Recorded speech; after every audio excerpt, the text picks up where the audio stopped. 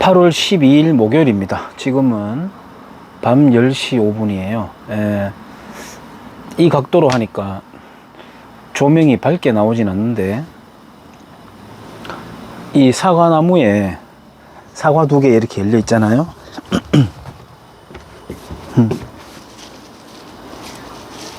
이거 보이는지 모르겠는데 자랑하려고. 귀엽지 않습니까? 작년에는 하나도 없다가 열매가 올해 두 개 딱 맺혀가지고 자라고 있습니다. 지금 노지에서 그냥 화분이 아니라 밭에서 키우는 사과들은 이미 해사과가 이제 시장에 나오고 그러거든요. 한 절반 가까이 작은 것 같아요. 그러니까 노지에 있는 게 2배가량 성장이 빠릅니다. 저거 따먹을 수 있겠습니까, 제가? 야, 먹지는 못할 것 같아요. 차마 애처로워가지고.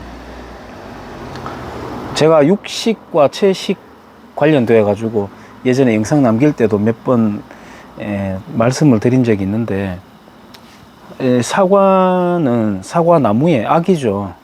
이걸 딱 따는 순간 말이에요. 딱 따는 순간 이 사과나무가 막 안 된다고 소리치면서 말이죠. 온갖 가지를 막 펄럭펄럭거리면서 내 새끼 어디 데려가냐면서 막 울부짖고 소리 지르고, 이 사과도 말이죠. 안 돼! 나 엄마랑 떨어지기 싫어하고 막 울부짖는다면 사과 이거 수확이 가능하겠습니까? 그리고 사과를 이렇게 아작 씹는 순간 피가 터져 나오고 말이죠. 비명 소리가 나온다면 사과를 그렇게 쉽게 먹겠습니까? 못 먹죠. 근데 우리는 인간은 사과는 갈아 먹고 썰어 먹고 온갖 방법으로 잼 해가지고 막 끓여 먹고 온갖 방법으로 먹으면서도 전혀 양심의 가책을 느끼지 않죠.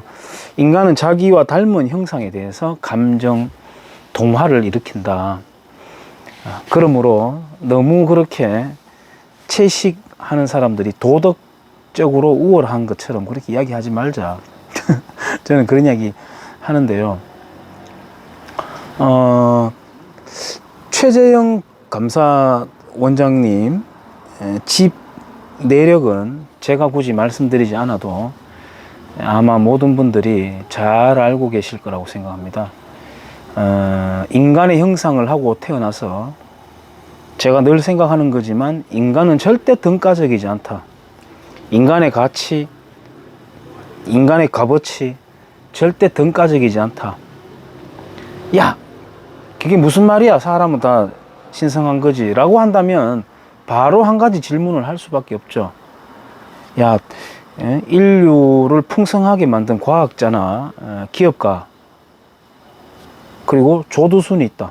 뭐 특정 인물을 언급해서 유감스럽긴 합니다만, 야, 등가적이냐? 바로 답 나오죠. 등가적이지 않습니다. 그분들 집안은 참 대단하다고 생각이 들고, 최영섭 장군 아니죠, 대령이었죠. 장군에 올라갈 수 있는 충분한 여지가 있었는데도 진급을 안 하셨다 그래요. 참 거의 뭐 세인트에 가까운 사람이라는 생각이 드는데, 그분은 저는 실은 이제 안 지가 몇 년 됐습니다. 그분이 저를 안 게 아니고요. 상호적인 게 아니라 저 혼자. 왜냐하면 제가 이제 장사 상륙 작전이라고 해서 여러분들 아시다시피 영덕 가는 길목에 있는 장사리가 있습니다. 장사리. 지금은 해수욕장으로 쓰이고 있고, 올여름에도 많은 피서객들이 다녀갔을 겁니다. 그 평화로운 바닷가지만 국도 7호선 인민군의 보급로를 차단하고 인천 상륙작전의 양동작전 성격으로 감행되었던 장사 상륙작전, 학도병들도 희생이 많이 되었고, 그거에 제가 되게 관심이 많아가지고 자료를 찾고 막 이렇게 하는 과정에서 최영섭이라고 하는 이름을 알게 되었어요. 그게 아주 그 희박하거나 잊혀져 있는 그런 사건이었는데, 최영섭 대령님이 그걸 이렇게 발굴을 해가지고 세상에 많이 알리는 작업을 하셨어요. 그리고 뭐 저도 거기에 숟가락 하나 또 얹어보자면, 장사 상륙작전 기념관을 그 당시에 문산호 배 모양으로 해가지고 한 3분의 1 정도를 바다에 노출시켜 가지고 이렇게 해안가에 걸쳐 가지고요 기념관을 만들어 놓은 게 있습니다. 여러분들 한번 그 해안가로 지나가시는 드라이브 코스가 있으면 잠시 가서 바로 그 도로가에 있기 때문에 이 가기가 쉬워요. 접근하기가. 가시면 잘 되어 있습니다. 거기 가면 뭐 거기 유격 동지들에게 메가더의 서신이 보냈는 게 있거든요. 그것도 이렇게 새겨 놓은 것도 있고 있습니다. 그 문산호 형상의 기념관에다가 마킹을 하잖아요. 뭔가 이제 캐치프레이즈를 그 글자 도안을 했는데 보니까 신영복 글씨체로 시안을 딱 내놨는 거예요. 경북신문에. 아침에 제가 그걸 발견하고 이거 큰일 났다 하고 얼른 영덕군청에 전화해서 담당자에게 이야기하니까 감사하게도 담당자분이 저의 뜻을 충분히 이해를 하고 지금이라도 빨리 글자를 바꾸겠다. 글씨체를 바꾸겠다. 폰트를. 그래가지고 바꿨습니다. 그 제가 지인들하고 그쪽으로 지나갈 때면은 야, 저 글자체 내가 바꾼 거다. 간첩 글씨체를 우리 6.25 영웅들 기리는 기념관을 새길 뻔한 끔찍한 일을 내가 막아냈다. 뭐 이렇게 저도 숟가락 하나 척 걸칩니다만은 대단하신 분인 것 같아요.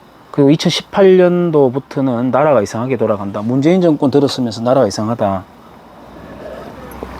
우리라도 경각심을 갖고 고취시키자. 이런 측면에서 가족분들이 가족 행사를 한다고 모이면 애국가 사절까지 하고 간단한 안보 강연을 하고 손자 며느리들 다 있는 데서 하고 그랬다 그래요. 참 감사한 것은 그 집안의 가족 구성원들이 모두가 가장 리더였던 최영섭 대령님의 뜻을 잘 받들어 가지고 가족들이 그렇게 일심단결해서 그 어르신의 뜻을 잘 받들었다 그래요. 특히나 며느리들이. 참 감사한 일이죠. 일인데 저 같은 경우에도 태권도장에 이제 잘 모르시는 분들을 위해서 잠깐 설명드리면 승급 평가가 있고 승단 심사가 있습니다. 승급 평가는 이제 도장마다 다른데요. 매월 또는 2개월마다 이렇게 이제 급수가 올라가는 걸 이제 책정을 하면서 그에 걸맞는 실력이 있는지 이렇게 이제 테스트하는 그런 과정이에요. 저희 태권도장 같은 경우에는 할 때마다 컨셉이 좀 다른데 한 분기에 한 번 정도씩은 애국가 1절에서 4절까지 부르기, 자기 이름 영어 한자 그리고 영어 한자 한글 이렇게 딱 칠판에 빨리 정확하게 쓰기 뭐 이런 것도 시킬 때도 있고 그렇게 합니다. 하는데 왜 제가 그렇게 하냐면 학교에서 보니까 그런 걸 안 하더라고요. 여기 앞에 있는 학교만 하더라도 통일교육 지정학교라고 해서 뭐 가르치냐고 이제 가보니까 그 한반도 깃발 있잖아요. 그런 거 막 이렇게 형상화 해가지고 복도에 막 이렇게 걸어놓고 북한 아이들이 쓰는 말을 배워보자 뭐 이런 거 있잖아요. 우리 같은 민족이니까 나중에 통일되었을 때 이질감이 느껴지지 않도록 언어를 배워보자 뭐 이런 식으로 있잖아요. 그걸 통일교육이랍시고 가르치고 있는 걸 보면서 야, 이 썩은 오물에서 아이들을 어떻게 구해낼 수 있을까 이런 생각을 제가 잠깐 했었더랬습니다만은 그래서 태권도장에서만큼은 하고 2년 전인가요? 그때는 연평해전에 대해서 청소년들 상대로 주말에 불러가지고 영상과 함께 부연 설명과 함께 특강도 하고 나름대로 막 그렇게 했었는데 글쎄요 무슨 영향을 주고 있는지는 모르겠습니다만 나름대로는 해야 되겠다라고 하는 직업적인 사명 때문에 그렇게 하고 있습니다. 제가 사실 그런 걸 한다는 자체가 사회가 잘못된 거죠. 그런 건 학교에서 다 해야 되는 건데 최영섭 그 대령님의 가족이 그런 이제 가족풍이 있다라고 하니까 야 그거는 국가주의다 라고 이제 집권 여당 범좌익 진영에서 이제 조롱을 하고 비판을 했나 봐요. 그러니까 최영섭 대령님의 며느리 4명이 전체가 모두 합심해 가지고 성명서를 만들어 가지고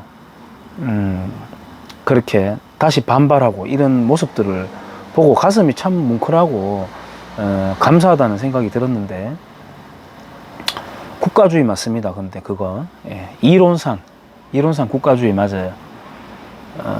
하일 히틀러, 김일성 아바이, 금수산 참배 다 국가주의입니다. 국가주의인데 애국주의와 국가주의는 어떤 차이가 있느냐, 또 우상주의는 또 어떤 게 차이가 있느냐, 전체주의는 또 어떤 것이냐, 약간 혼돈스러울 때도 있죠. 가령 예를 들어서 정책적으로 큰 정부를 표방을 하면서 학교, 고등학교 내에 있는 자판기에 뭐 커피라든지 탄산음료 넣으면 안 된다 라고 국가가 그 자판기에 들어가는 음식 종류까지 정해주는 거.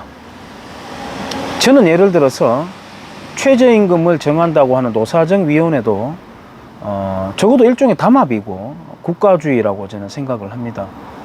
시장 형평성을 전혀 고려하지 않고 국가가 가격을 매겨주고, 김영란법 같은 경우에도 장점도 있지만 저는 그것이 불러오는 풍속만큼은 단점이 저는 크다고 생각을 해요. 그런 것을 이제 우리가 국가주의라고 하기도 하고, 아까 말씀드렸듯이 전체주의로 몰아가는, 그거는 뭐 좌익 전체주의도 있고요, 우익 전체주의도 있습니다. 우익 전체주의는 이제 파시즘이라고 하기도 하는데, 그러면 무엇이 애국이고 무엇이 국가주의냐? 2차 대전에 참가했던 독일 병사들도 국가를 위해서 싸우고, 영국, 미국 병사들도 국가를 위해서 싸우고, 마오쩌둥은 어떤가? 그 인간은 어떤가?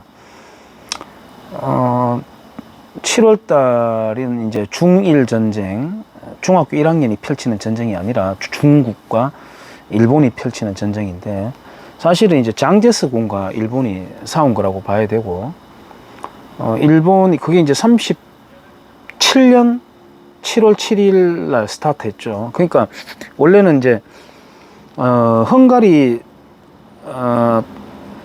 침공을, 폴란드 침공을, 독일이 폴란드 침공을 한 것을 이제 2차 대전의 발발 시점이 아니라 일본이 중국을 때리기 시작한 그때를 중일 전쟁 시점을 이제 2차 대전의 스타트 시기로 봐야 된다라고 하는데, 이제 그게 폭격을 하고 하니까 이제 제주도의 알뜨르 비행장에서 이제 폭격기들이 떠올라가 가지고 때리고 하죠. 그냥 중국에서는 폭격에 시달리다 보니까 자연스럽게 이제 주거지와 생산 현장, 그러니까 공장이 바로 가까워야 된다, 또는 공장형 주거지 또는 주거형 공장, 이렇게 해서 간의 수공업 위주의 형식이 이제 발전하게 되는 단웨이라고 하죠. 단웨이, 단위식으로. 그게 또 중국이 사회주의 공산주의 체제로 친화적으로 빠져들게 되는 그런 어떤 기반이 되기도 했다라고 저는 봅니다만, 원래 중국이 상업 그리고 과학을 기반으로 한 그런 풍속이 있던 나라여서 중국이 공산화된 것이 아시아의 기적 중에 하나고, 또 이 한반도가 전체가 공산화되지 않은 것이 또 기적이다라고 말하는 것도 있을 정도로 중국이 놀랍게도 이제 공산화가 되어 버리긴 한데, 일본 같은 경우에는 이제 아시다시피 이제 전체주의고, 근데 중국이 마오쩌둥에게 참모가 그런 말을 해요. 왜 저 연합군 세력과 함께 힘을 모아가지고 일본을 타도하지 않느냐라고 하니까, 야, 일본, 독일, 이탈리아, 그 2차 대전 일으킨 전범국가, 추축국가라고 하는 거. 야, 이 나라들은 다 농업을 기반으로 한 나라들이고, 이 나라들 뺏겨 먹을 것도 없다 가봐야 차라리 이 나라들 살짝 하는 흐름세를 잘 봐가지고, 미국, 영국, 프랑스 같은 거 때려 눕히면, 특히 영국 같은 경우에 식민지 얼마나 많이 갖고 있느냐, 그거 우리가 바로 득템할 수 있지 않느냐, 뭐 이런 식으로 하기도 했다고 하는데, 그 마오쩌둥 같은 경우에는 굉장히 뭐라고 할까요, 교묘한 사악한 고양이 같다고 할까요, 그런 이제 리더였는데, 글쎄요, 어떻게 보면 그것도 국가주의일까요? 국가 우선주의?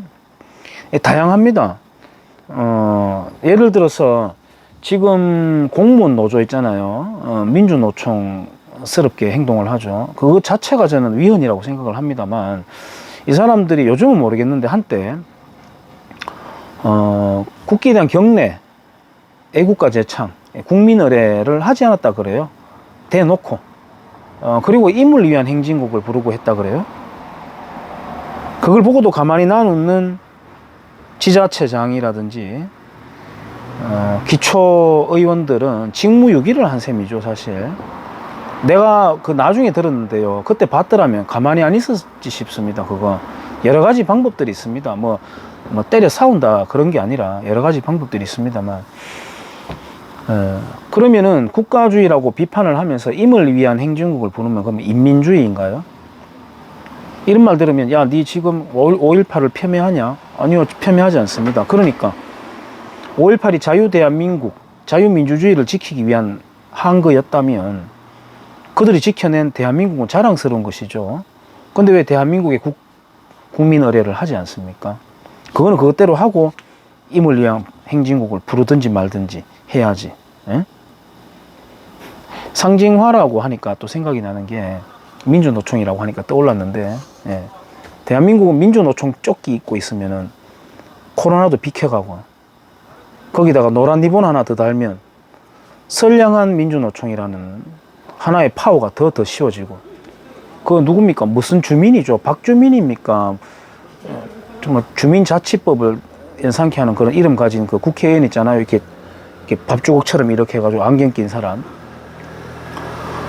걔는 뭐 주렁주렁 달았더라고요.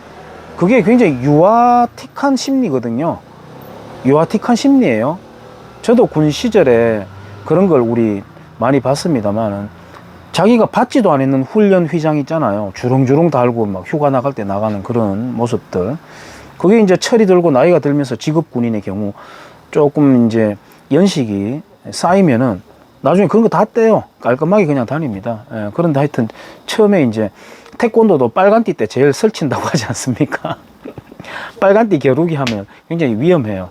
어디를 찰지 모르기 때문에 낭심 같은데 이렇게 맞아가지고 낭패를 겪을 수가 있는데, 박주민입니까? 무슨 주민? 그 자가 그런 행동을 보이는 걸 보고 제가 참 깜놀했습니다만은, 그런 거죠. 민주노총 조끼 입고 노란 리본 달고 선상님 관련된 책 하나 가지고 있으면 뭐 특정 지역에 가면 최강이지 않을까, 이런 생각도 해보는데, 그 다 우상화, 국가주의, 전체주의, 뭐 파시즘 다 있습니다만, 우리가 이런 게 있습니다. 시민의 불복종이라고 하는 헨리 데이빗 소로우 아시죠? 월든이라고 하는 책으로 유명한 사람입니다. 그 사람이 그런 말을 해요. 시민의 불복종이라는 책에서. 아주 매혹적인 책이에요. 저도 그 책에 굉장히 빠져들어가지고 몇 번을 봤는지 모르겠습니다만, 초반부에 이 소로우가 그런 말을 해요. 저기에 있는 미 해병대를 보라. 전통적으로 미국은 이제 대통령을 의전하는 것을 주로 이제 해병대가 담당을 하죠. 또 군함 같은 경우에 항구에 정박해 있을 때도 경계 근무를 해병대원들이 이제 쓰죠. 딱 써 있는 그 모습을 보고 이제 헨리 데이빗 소로가 그럽니다. 저기 있는 해병을 보라. 저것이 바로 미 합중국이 만들어낸 마네킹이다. 뭐 밀랍 인형인가요? 뭐 그런 식으로 표현했습니다. 목각 인형 뭐 이런 식으로. 저기는 영혼도 없다, 아무것도 없다. 예, 그 헨리 데이빗 소로가 말했는 그게 바로 이제 국가주의를 표현하는 일종의 방식이기도 합니다. 근데 이 헨리 데이빗 소로가 세금을 체납을 하게 돼요. 야, 내가 내는 세금으로 너가 전쟁 자금으로나 쓰고 말이지. 엉뚱데 쓰는데 나 돈 못 낸다. 나 국가 필요 없어. 무정부주의 뭐 이런 거. 아까 민주노총 제가 말씀드렸습니다만, 민주노총의 심볼 있잖아요. 사람 옆모양 세 가지 색깔로 세 개가 이렇게 겹쳐가지고 해놨잖아요. 황인종, 흑인, 백인. 그러니까 세 개의 색깔별 인종을 표현해놨는 거예요. 국가가 필요 없다. 노동자여 연대하라. 이런 뜻이에요. 예, 인종 초월해서 노동자여 연대하라. 아마 민주노총에 있는 분들도 그 심볼의 의미를 모르고 붙이고 다니는 사람들도 있을 거예요. 그래서 민주노총 노동가 한 번씩 트는 거 보면 군대도 없애고 뭐 경찰도 없애고 국가폭력조직을 없애야 된다 뭐 이런 노래가 군가처럼 나오고 그런 가사가 있습니다. 제가 외우지는 못했는데, 그러니까 국가체제라고 하는 것을 두드려 부시고, 그러니까 민주노총이 과격하게 그렇게 시위하는 거예요. 근데 민주노총 내에서도 군대 갔다 온 사람도 군필자들 엄청 많을 텐데 그렇게 하는 거죠. 그들이 지향하는 것은 무엇이냐. 그래놓고 무정부주의가 되면은 계급은 사라지고 정말 천국이 올까요? 지금 당장만 하더라도 민주노총 내에서도 정규직 비정규직 간에 얼마나 차별합니까? 철저한 계급화가 되어 있고, 또 정규직이라고 한다고 하더라도 민주노총 대기업 노조와 중소기업 노조 간에 격차가 얼마나 큽니까? 예, 밑에 아랫단에 있는 그 돌아갈 그 과실들 자기가 위로 쭉쭉 빨아마시고 있는 거죠. 여러분들 민주노총 대기업 노조 혹시 아는 지인이 있습니까? 그 사람들 사는 집에 가보셨어요? 그 사람들 타고 다니는 차, 입고 다니는 옷, 바르는 화장품, 그 사람들이 누리는 취미 생활 어떻든가요? 아마 보신 분들은 아시죠? 정말 돈을 사랑해요. 정말 돈을 사랑합니다. 정말 부르주아입니다. 정말 자본주의예요. 그러면서 데모할 때 되면은요, 군청색 조끼 입고 나가가지고 머리띠 들고 갑자기 막 이렇게 합니다. 이렇게. 예. 그리고 끝나면 나가가지고 소고기 사 먹죠. 제네시스 끌고 가가지고. 그 내력을 아직 눈치 못 채고 민주노총 하층 기업 노조원들이 그 사람들 땔감 해주고 있는 거 보면 참 불쌍한 노릇이죠. 참 불쌍한 노릇이죠. 어쨌든 그런 장난질은 이제 통하지 않는 사회가 돼버렸다. 경제적인 풍요가 어느 정도 단계를 넘어서 버리게 되면은 공산주의 이론이 먹히지 않게 됩니다. 먹히지 않는데도 불구하고 대한민국의 노조 전투력만큼은 정말 최상급으로 쩌는 전투력을 갖고 있죠. 아무튼 헨리 데이비 소로우가 국가주의에 반대하는 성향으로서 세금도 안 내고 체납해가지고 나중에 집안에 누가 아마 내줬을 거예요. 그래가 풀려나고 하는데, 이 소로우가 월든에 있으면서 있잖아요. 월든이 배경이 되는 그 숲에 불을 한번 지른 적도 있었어요. 불 내가지고 수목 손실 배상은 했는지 모르겠습니다. 아마 안 했을 거예요. 아까 제가 민주노총, 쌍유총, 부르주아층을 말씀드렸는데, 그 사람들 곤란하면 바로 112 누르고 경찰 부르고 걸핏하면 법대로 하자 이렇게 할 사람들이 그런 식으로 이제 무정부주의적 세 가지 인종의 그런 심볼 붙이고 다니고 그렇게 한다니까요. 국가라고 하는 것이 국가주의를 하더라도 결국은 나의 삶에 어떤 풍요를 가져다 주느냐, 내 다음 세대들에게 어떤 풍요가 이어질 수 있는 성장 가능, 존속 가능한 체제 국가이냐에 따라서 우리가 충성을 한번 해볼 만하죠. 해볼 만하죠. 그렇다면은 최영섭 대령님의 가족들은 어떤 국가 형태에다가 그렇게 국가주의적으로 충성을 할까요? 그렇게 애국심을 표현을 할까요? 문재인 씨가 지향해 나가는 인민주의적 대한민국을 그렇게 사랑할까요? 그건 아니겠죠. 최영섭 대령님 동생분이 최영섭, 웅섭, 호섭, 이름도 삼형제가 영웅호입니다. 예. 맨 위에 최영섭 대령님 해군 대령, 그 다음에 해병 중령인가 대령인가 있었고, 그 다음에 해군 중상가 있었고, 그렇게 쫙 있습니다. 그런 집안인데, 저는 지금 혹시나 오해하지 마실 게, 요즘 하도 예민해가지고 대권 후보에 대해서 이야기하면은 니 그 사람 지지하는 거야, 바로 이렇게 라인을 만들려고 해가지고, 그거하고는 또 상관없는 이야기입니다. 그냥 그런 가풍을 이야기하는 거예요. 그래서 나를 지키고 우리를 가족을 지키고 사회를 든든하게 버팀목이 될 수 있고, 풍요를 안겨주고 국가가 계속해서 존속 가능한 체제, 이 나라를 사랑하는데 뭐가 잘못이죠? 뭐가 잘못입니까? 저는 가끔 나는 자연인이다라고 하는 이런 프로그램을 봅니다. 재밌어요. 근데 그러면서 그런 생각을 해요. 그게 40, 50대 층에서 시청률이 높다고 하거든요. 모든 사람이 그렇게 산다면 어떻게 되겠습니까? 그 사람 혼자 그 똥 사고 먹고 하기 위해서 그 밭 경작하고 산에 가서 채집하고 말이죠. 장작으로 불 떼고 그건 불가능하잖아요. 근데 불가능한 것이니까 아마 사람들이 심정적으로 또 동정하고 그렇게 그리워하고 그렇게 하는 것인지도 모르겠는데, 예, 도시화되어 있는 상황, 도시화되어 있는 상황. 약간 엇길로 나가서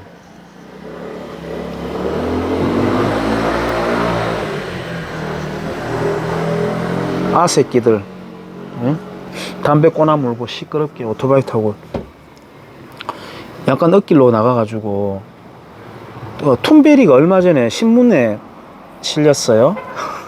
툰베리. 미셸 오바마가 그렇게 팔아먹는 애죠. 툰베리는 지가 팔려먹고 있는지도 모를 건데, 툰베리가 그런 말을 해요.